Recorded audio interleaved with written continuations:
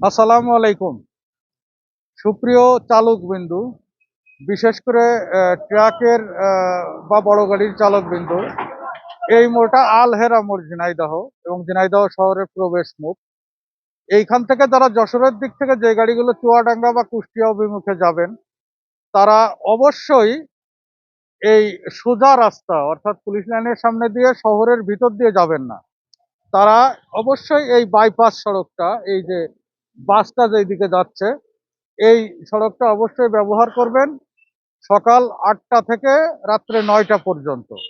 সকাল ৮টা থেকে রাত্রে ৯টা পর্যন্ত অবশ্যই শহরে কোনো গাড়ি প্রবেশ করাবেন না।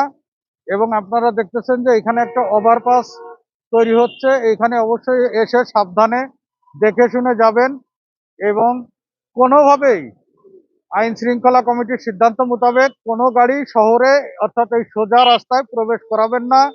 সকলের অবগতির জন্য আমরা এই ভিডিওটা করলাম। অবশ্যই ট্রাফিক আইন ও সাইন মেনে চলবেন। ধন্যবাদ।